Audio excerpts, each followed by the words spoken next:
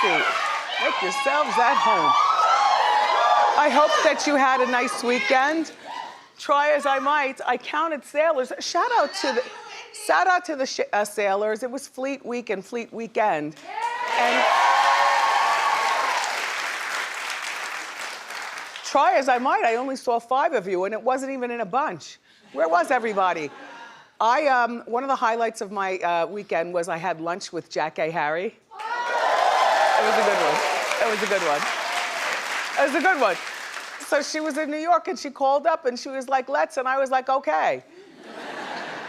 The thing about Jack A., she's one of those types of people who knows everybody. She knows everybody and she's been around for a long time and her career has this like resurgence almost, you know, because you might know her from 227 and you might know her from, you know, other stuff. Yeah, Sister. And, but did you watch The Jeffersons? You know, like that, like that. Here at Wendy, we're about to take a 5-week hiatus this week. I mean, sorry, but me and the crew, we're clapping.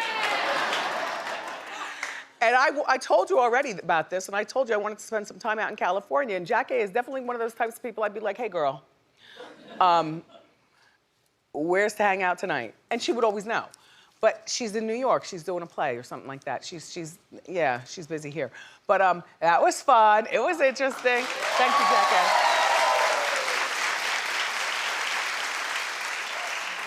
I know, if you could be a fly on the wall, that's what everybody says. If you could. Hey, did you hear about these naked pictures of Iggy Azalea? Well, what's she complaining about? She looks great. Now, I gotta tell you something. You can't see under the clothing, so I'll describe. All right. She's got giant pink areolas. There are a lot of men who love that. You know what I mean? Sometimes they, anyway. And she's got active nipples.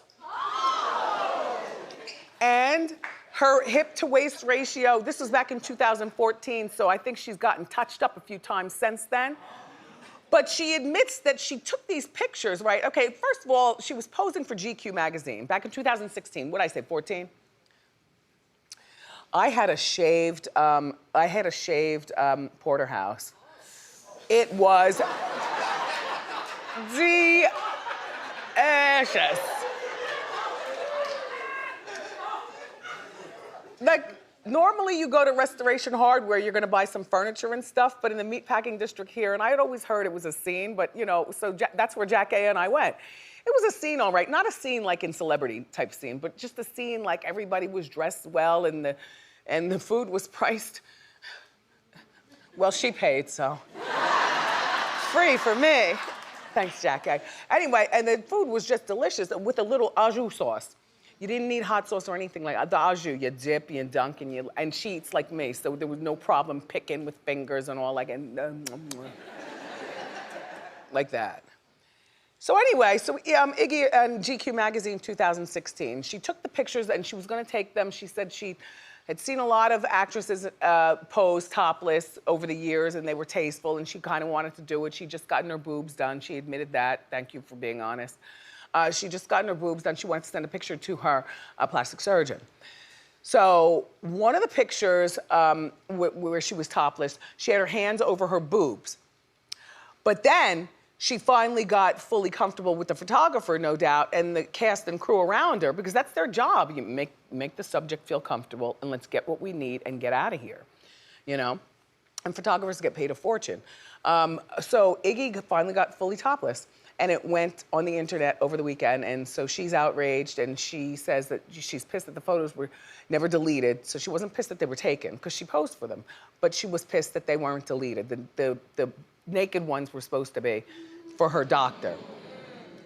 No, we didn't see any, I didn't see any private area. Did you see private area? No, but I guess chest is enough. Chest is enough? Yeah. Well, consider the source.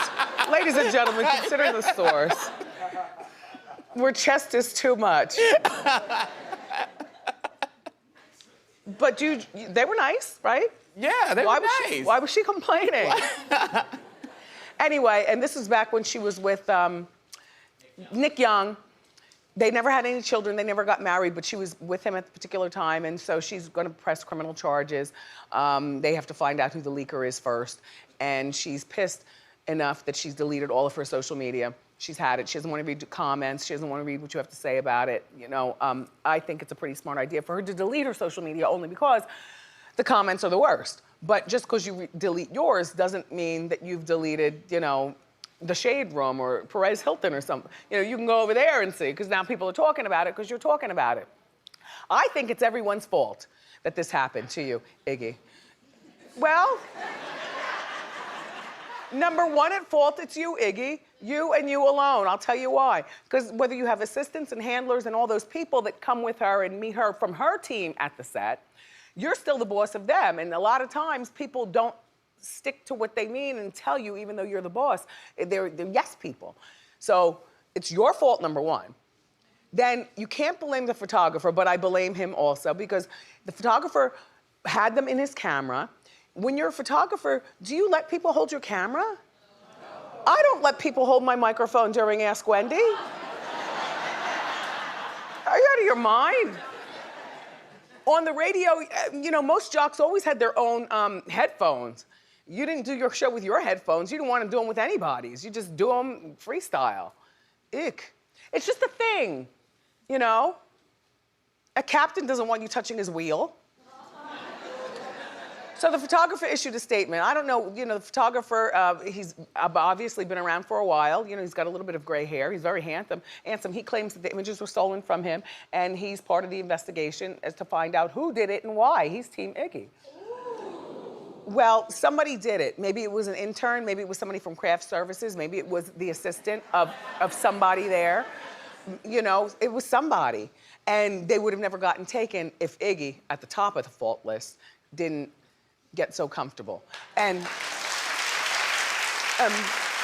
you know,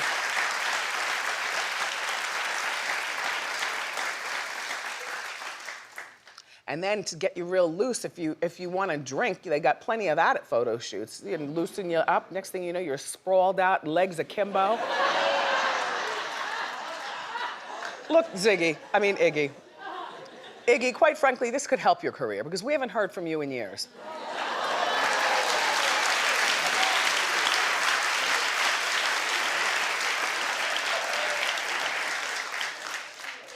I mean, she's working on an album, something or another, but I still only know her really from Beyonce and being involved with Nick Young, and then everybody was so mean to her on the internet about that, she shut down her social media again. Well, this is the first time we talked about her on Hot Topics and went back to Australia to hide out because you were so mean to her. Listen, I guess take your fame any way you get it. You know, you're a beautiful girl. You know, you're not the best talent. I mean, you're talented.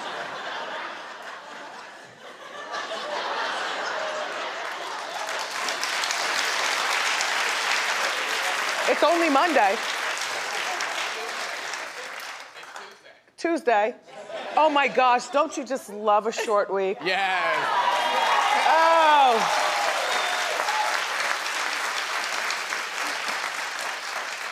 I love it. Anyway, Iggy, good luck. And when your album comes out, then people will see this is a warm up to your album. Hey, did you put these pictures out yourself? You know what I'm saying? Hey. Because you looked really good, you know what I mean?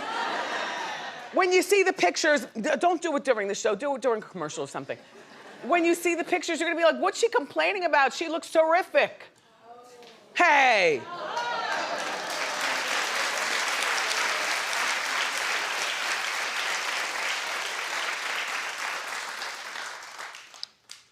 Jack A goes to me, she goes, so with everything going on and stuff, do you feel like you're being nicer? I said, what do you mean? What does that mean? What does that mean? And so she says, well, you know, everybody's talking. I'm like, I know. She said, well, I said, no, if anything, because if you talk about me now, I'm talking about you, but it's what I've always done. It's just that, I don't know.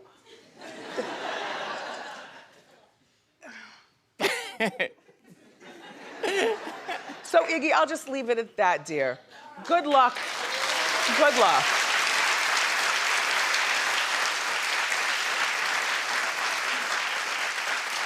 I almost started to believe her when I realized I was agreeing with Dionne Warwick. Dionne and I, we don't agree. We like each other, but in a weird kind of way. Dionne, I think that would be safe to say. Suzanne, do you remember when Dionne came to the show and shamed me for not standing Chris's legend? Oh, I remember. We talked about it all the time. And I was like, oh, I didn't realize. Yes, that's me in the middle of a shamation. Yeah. So Dionne Warwick is being slammed by the Beehive. Well, you know what, Dionne, I got your back. I must say, only because I think I understand what she's saying. Okay, so she had this sit down with Essence.com and she said that Beyonce's not an icon. Well, honey, now, excuse me, sir, I clutched my pearls. There's a hater on aisle 1, Beehive, swarm him. And after that, munch on Norman. Oh. Who feels as though Beyonce is not an icon. No, I did not say that. Oh? Well, what happened was... I said she's just not at the level of Michael Jackson.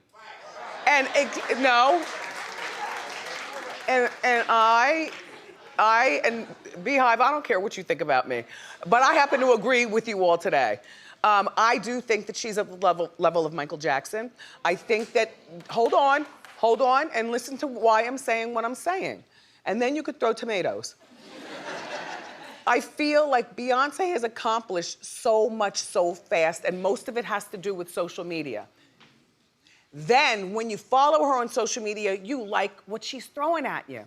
What she's giving you, you like her like that. It's not, Dionne comes from a generation, and I understand what she's saying. When Dionne thinks of an icon, first of all, I think it's a particular age that she's still stuck in. You know, an icon cannot be, you know, a 40-something-year-old woman. You know, an icon's got to be a lot older. Dionne probably also is of the mindset, like an icon comes from a family that scrubbed floors and had a cotton field or something like that. Something of real meager means and know-how, and then an icon is born. That would be Dionne Warwick. You know what I mean? Beyonce is a new, and so is Whitney. Whitney was coddled by her mother, Sissy, and Dionne, and of course Whitney's an icon. Of course she's an icon. But it's not Beyonce's fault that Matthew was making a handsome salary, 6 figures, doing his engineering thing, and that her mom owned a very popular hair salon. And they were driving nice cars and lived in a nice house to begin with. And she ran in heels, you know, as opposed to, you know, having kids when she was 15 and you know, mom has one leg and dad, I've never seen in my life. And like sorry, you know, the things that she's accomplished. And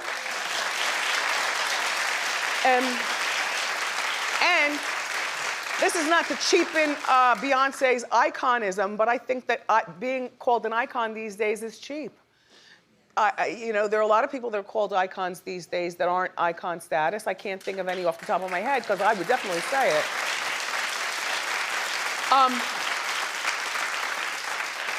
And for a lot of classic icons like Dionne Warwick, they might be thinking like, well, will she be an icon in 70 years? Or excuse me, in 30 years?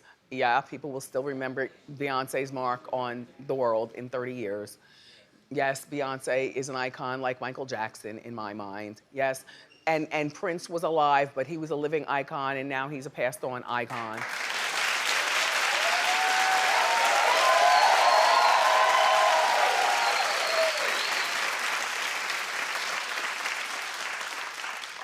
Is Usher an icon? Usher. I was just thinking the same, like, you're not an icon, but he's been around for a long time. But if Usher comes from the same cloth as Beyonce, then why is Beyonce an icon? Just something to sit on while we talk about the Spice Girls. That's all.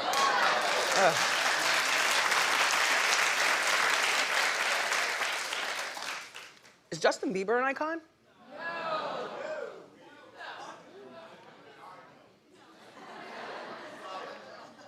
Okay, we'll stop that game. We'll stop. The Spice Girls finally kicked off that reunion tour that we've been talking about. That happened over the weekend. There's Mel B, looking good in a cat suit. Jerry Holloway managed to get all the material in the fabric store and put on a nice mom outfit. There it is. She's all covered up like she wanted to be. And there are the rest of them, and no Posh is there. Well, the fans want their money back. Well, apparently this all happened on Friday night in Dublin. And fans were complaining that they couldn't hear the girls sing. Well, what do you need to hear them sing for? You know all the words to the songs. You know, it's not like it's not Celine Dion. Mel B assured them that they would fix the sound issues, but last night was no different in Wales. People were complaining again. Some people were walking out, others were wanting their money back. See, why the complaint? It doesn't even matter whether you can hear or not. There's certain concerts, like when you go to them, it can become a social scene. Like all of a sudden, because you can't hear them sing, but all you can hear is the music. So you got a nice little soundtrack. There are people all around you that you don't know. Socialize. It's no longer rude to get on your social media and socialize with people because look up on stage. You get it together. And just turn it into a whole social thing, you know? And besides, if you go on opening night Ireland and second night Wales, then you have to expect that the kinks are still being ironed out for the tour. I mean, if they're doing, say, a 15-city tour, and I don't know how many cities they're going to, it's probably not gonna be good until the 14th city. You know.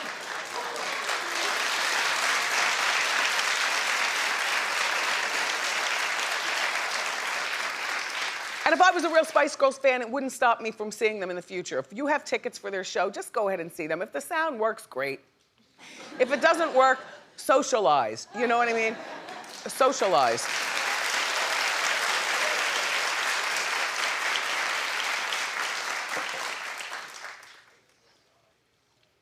Oh, by the way, the Spice World is the name of the tour. It begins tomorrow night, or continues rather tomorrow night in Manchester, so good luck.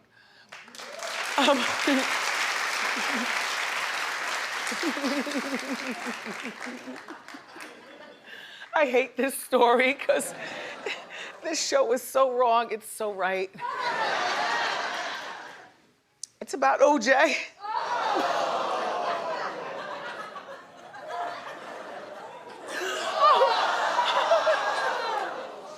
I'm just laughing because OJ won the Who'd You Rather game again in Hot Topics meeting. And I know he's a killer, I'm sorry. I'm sorry.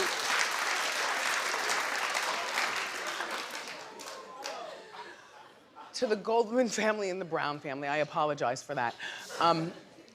Anyway, OJ's former manager is claiming that OJ bragged about having sex with Kris Jenner, honey, in a jacuzzi. After OJ sat in the... After OJ was sitting there with 3 of his buddies.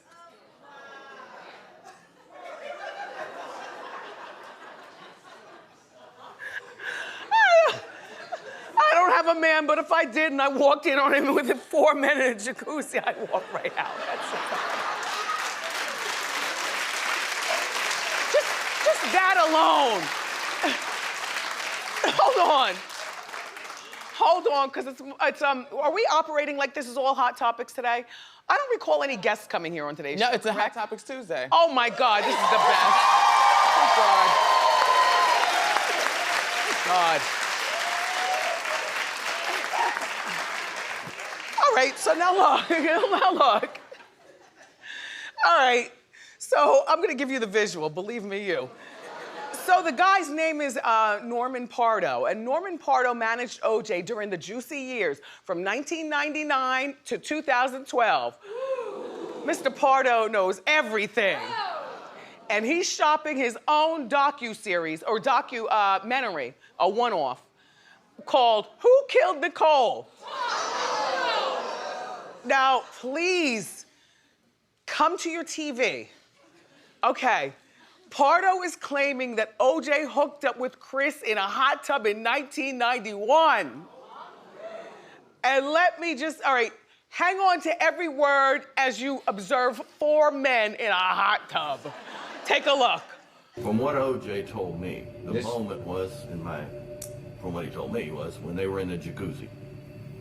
And something happened. Yes, OJ said he stood up, pulled his shorts down, and he said her eyes, I give exactly what he said, he said her eyes bugged out of her head. And he said, I that bee until I broke her.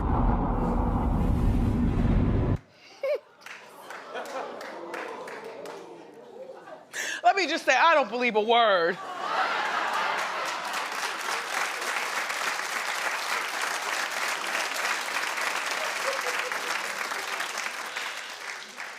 Not Kris. You've got to be kidding me with that story, Mr. Pardo. Are you available to come here to this show, please?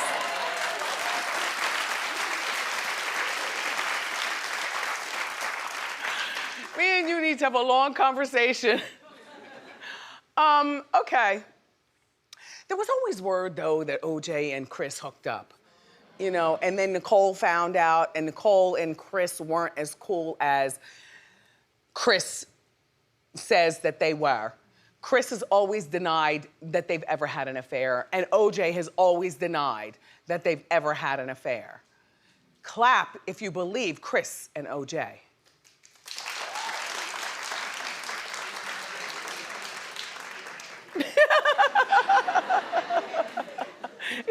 That's a fun family.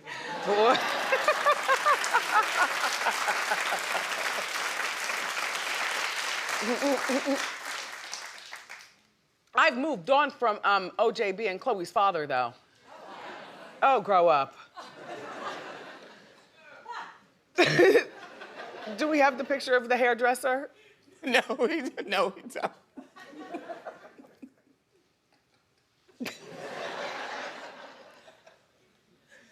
Isn't it nice when the kids grow up?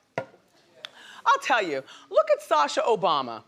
She went to the prom this weekend, right? All grown up, going to the prom. Yeah. They make a nice looking couple. I don't know what prom she's going to. I think it's the senior prom, though. It must be her school. I'm not sure that she's going to his prom. Maybe she's going to both. I don't know. The word is that she got into I think the University of Michigan or something like that. If she's a senior. Or maybe she's a junior and that's where she wants to go. Anyway, good looking Sasha Obama. And we've got more great show for you, everybody. Keep it here. Up next, we've got the inside scoop on Adam Levine. Shocking, he's leaving The Voice. So grab a snack and come on back.